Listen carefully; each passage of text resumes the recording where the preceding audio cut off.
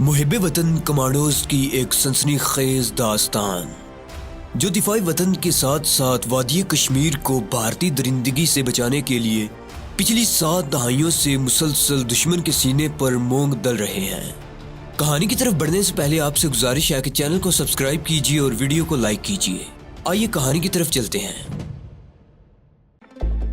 बहरहाल मुझे यकीन है कि शाह जी खुफिया अबदोज वालों से रब्ता भी कायम कर लेंगे और उन्हें इस मिशन के लिए हमारी मदद करने पर भी आमादा कर लेंगे। अगले दिन सूरज गुरूब होने के बाद चंद्रकांत यानी शाह जी इमरान और जबरान के पास पहुंच गए।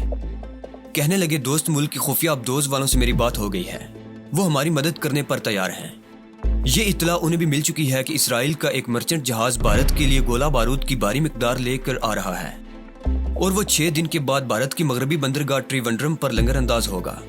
मैंने अबदोज के कप्तान को तुम्हारी जरूरत से आगाह कर दिया है। उनका कहना है कि तुम लोगों को अबदोज में हर शय मिल जाएगी। त्रिवेंद्रम की बंदरगाह से 3 समुद्री किलोमीटर के फासले पर एक छोटा सा वीरान जजीरा या टापू है जहां झाड़ियों और ताड़ के दरख्तों के सिवा और कुछ नहीं है। ये टापू बमुश्किल 1.5 मुरब्बा मील है। तुम लोगों को 3 दिन बाद रात के 1 बजे इस वीरान टापू में खुफिया अबदोज का इंतजार करना होगा।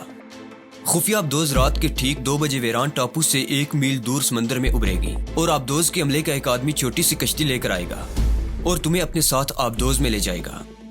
इसके बाद तुम्हें जो कुछ करना है तुम अबदोज के कप्तान को समझा देना और अबदोज का कप्तान तुम्हारे लिए जो कुछ कर सकता है तुम्हें बता देगा। तुम मेरी बात समझ गए हो? इमरान ने कहा, यस सर, आपका एक एक लफ्ज हम पूरी तरह समझ गए हैं। अब सवाल आज से 3 दिन बाद यहाँ से त्रिवेंद्रम की बंदरगाह से 3 समुद्री मील दूर वीरान टापू पर पहुंचने का है। हमने ये टापू नहीं देखा हुआ। क्या ऐसा हो सकता है कि कोई गाइड हमारी वहां तक रहनुमाई कर सके? चंद्रकांत यानी शाह जी ने बड़े रूखेपन से कहा, मेरे पास ऐसा कोई गाइड नहीं है जो तुम्हारी रहनुमाई कर सके। ये काम तुम्हें खुद ही करना होगा और खुद ही खतरा मोल लेकर और अपनी अकल से काम लेकर वीरान टापू तक पहुंचना होगा। मैं तुम्हें नक्शे पर वीरान टापू दिखा दूंगा। त्रिवेंद्रम तक तुम खुद ही जाओगे और आगे वीरान टापू पर भी तुम खुद ही अपनी अकल से काम लेकर पहुंचोगे। तुम यहाँ से चलने की तैयारी शुरू कर दो। त्रिवेंद्रम यहाँ से काफी दूर है। मैं तुम्हारे टिकट भी खरीद लूंगा और तुम्हें ट्रेन की रवानगी का वक्त भी बता दूंगा। यहाँ भावनगर से तुम्हें अहमदाबाद जाना होगा। अहमदाबाद से तुम्हें त्रिवेंद्रम जाने वाली ट्रेन मिलेगी। तुम समझ गए हो? इमरान ने कहा, यस सर, मैं समझ गया हूँ। और तुम भी समझ गए हो? चंद्रकांत उर्फ शाह जी ने जबरान की तरफ देख कर पूछा। जबरान ने फौरन कहा, यस सर, मैं भी समझ गया हूँ। ठीक है, अब मैं चलता हूँ। मैं कल नहीं आऊंगा, परसों शाम को आऊंगा और तुम्हारे लिए टिकट लेता आऊंगा। खुदा हाफिज। चंद्रकांत उर्फ शाह जी उठे और कमरे से निकल गए। 2 दिन कमांडो इमरान और जबरान ने इसी शहर भावनगर से दूर तन्हा जगह पर गुजारे। दोनों सब्र और तहम्मुल के साथ सब्र करना और इंतजार करना जानते थे। तीसरे दिन शाम को वादे के मुताबिक चंद्रकांत यानी शाह जी आ गए। अहमदाबाद से त्रिवेंद्रम तक के 3rd क्लास के 2 टिकट उन्होंने इमरान के हवाले किए और कहने लगे, यहाँ से तुम सुबह 6 बजे की ट्रेन से अहमदाबाद रवाना होगे। अहमदाबाद से दिन के 11 बजे तुम लोग को चेन ट्रेन एक्सप्रेस पकड़ोगे जो तुम्हें रात को त्रिवेंद्रम पहुंचा देगी। तुम त्रिवेंद्रम के किसी मामूली से होटल में ठहरोगे और अपने आप को किसी कंपनी का एजेंट जाहिर करोगे। अगला दिन तुम होटल में गुजारोगे। उस दिन की शाम को तुम त्रिवेंद्रम की बंदरगाह के जुनूब की जानिब माहीगीरों की एक बस्ती से कश्ती लेकर 3 किलोमीटर के फासले पर समंदर के वीरान टापू में जाओगे और इसके बाद वहीं रहोगे। रात के 1 बजे के बाद किसी भी वक्त तुम्हें मगरिब की तरफ से समंदर में एक सुर्ख बत्ती जलती बुझती नजर आएगी।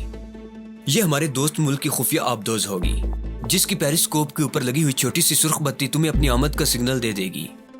5-5 मिनट के वक्फे के बाद ये सुर्ख बत्ती 3 बार तुम्हें सिग्नल देगी।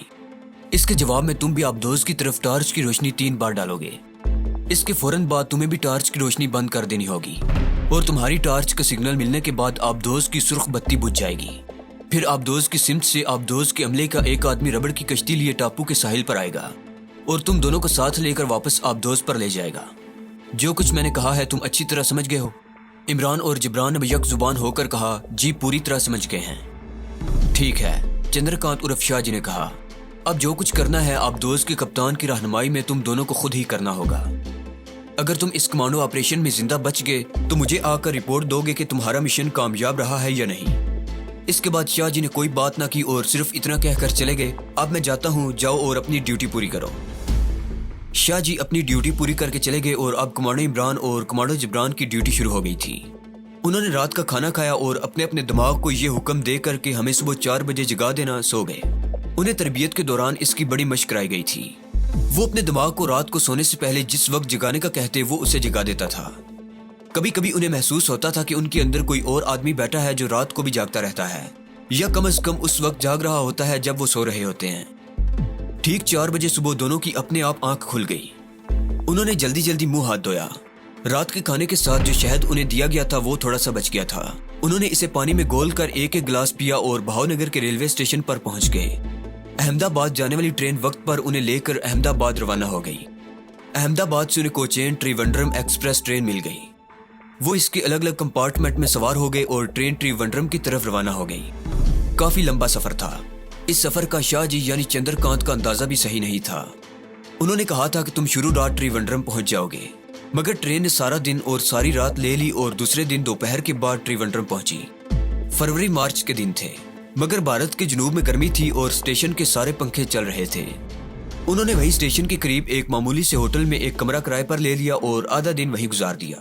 سورج غروب ہونے سے ذرا پہلے وہ ہوٹل سے نکل کر شہر کے جنوب کی طرف ساحل سمندر کے ساتھ چل پڑے۔ کافی دور چلنے کے بعد شاہ جی کے کہنے کے مطابق ایک جگہ ماہی گیروں کی جھونپڑیاں دکھائی دی۔ انہوں نے ایک کشتی کرائے پر لے کر ماہی گیر ملاح کو ساتھ لیا اور ویران ٹاپو کی طرف سفر شروع کر دیا۔ سورج آہستہ آہستہ مغرب کی طرف جھکتا چلا جا رہا تھا کہ وہ سمندر کے بیچ میں ایک چھوٹے سے جزیرے پر اتر گئے۔ ملاح کشتی لے کر واپس چلا گیا۔ جزیرہ چھوٹا سا تھا، دوسرا کنارہ صاف نظر آ رہا تھا۔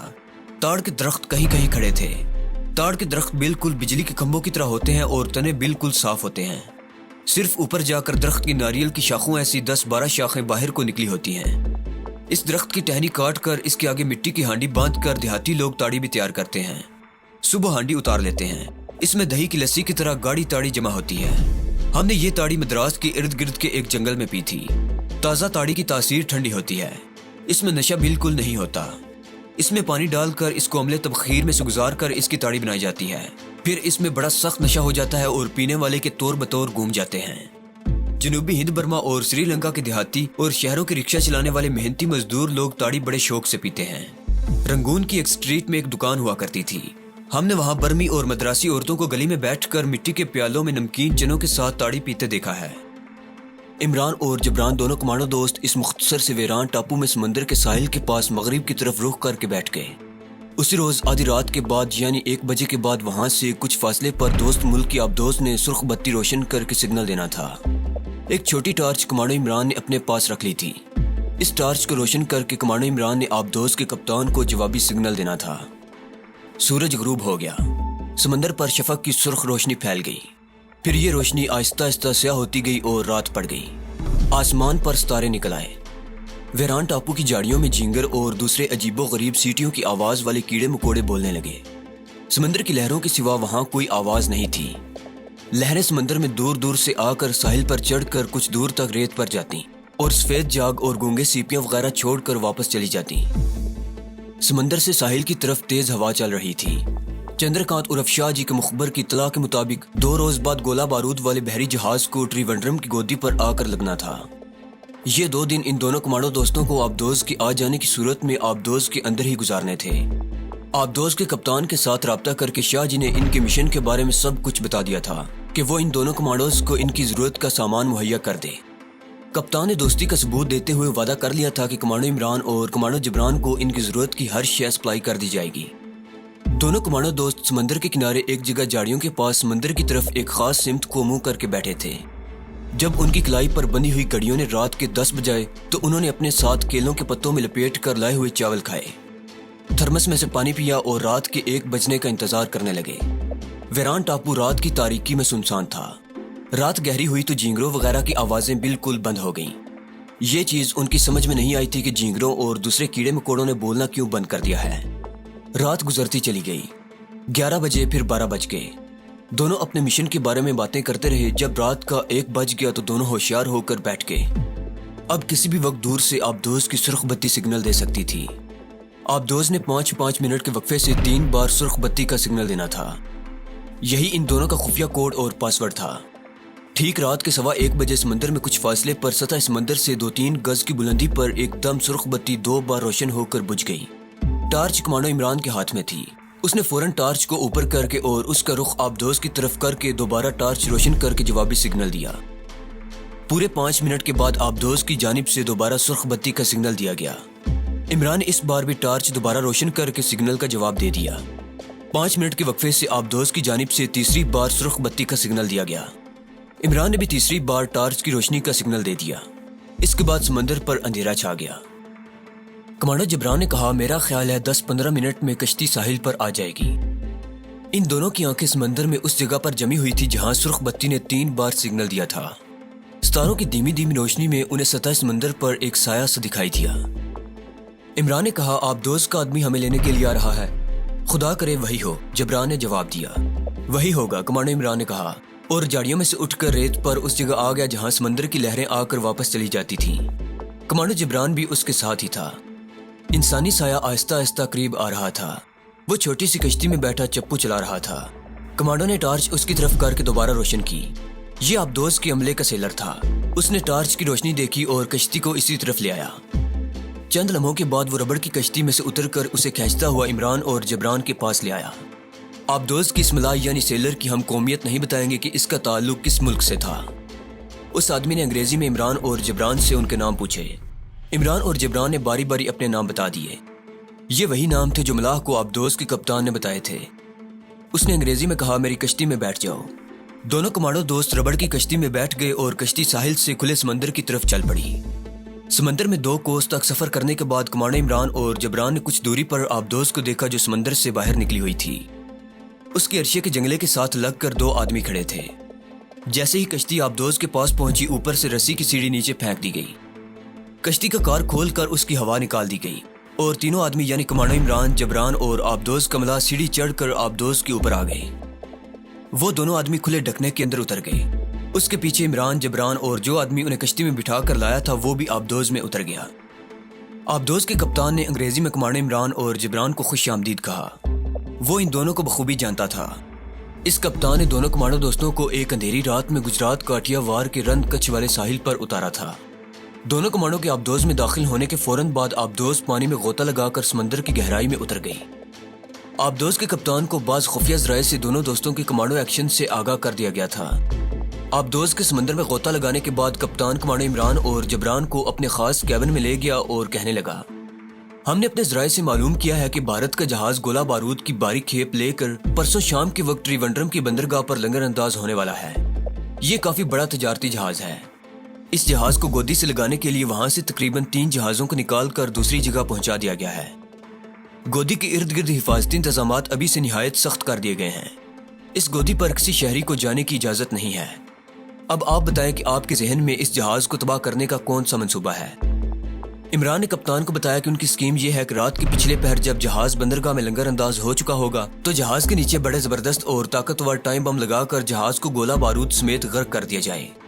آپ یہ بتائیں کہ اس سلسلے میں ہمیں جن اشیاء کی ضرورت ہے کیا وہ آپ ہمیں سپلائی کر سکیں گے؟ مثلاً غوطہ خوری کے سوٹ، انتہائی طاقتور مگر چھوٹے سائز کے ٹائم بم اور آکسیجن کے سلنڈر وغیرہ، اور کوئی ایسی کشتی جو ہمیں ہمارے ٹارگٹ یعنی جہاز کے قریب پہنچا دے۔ کپتان کہنے لگا، اس کی آپ فکر چھوڑ دیں، یہ تمام چیزیں آپ کو بالکل تیاری کی حالت میں ملیں گی۔ ہمارے پاس ایک ایسی سگار نما کشتی ہے جس پر آپ ایسے بیٹھ جائیں گے جیسے کسی گھوڑے پر بیٹھا جاتا ہے۔ یہ سگار نما کشتی پانی کے اندر ہی اندر جہاز کے پیندے تک پہنچا دے گی۔ سمندر کی سطح پر چلنے والی کشتی جہاز کی سرچ لائٹ میں نظر آ جائے گی۔ میرے ساتھ آؤ، میں تمہیں یہ کشتی دکھائی دیتا ہوں۔ آبدوز کا کپتان عمران اور جبران کو ساتھ لے کر ایک چھوٹے سے کیبن میں آ گیا جہاں دیوار کے ساتھ غوطہ خوری کے سوٹ لٹکے ہوئے تھے۔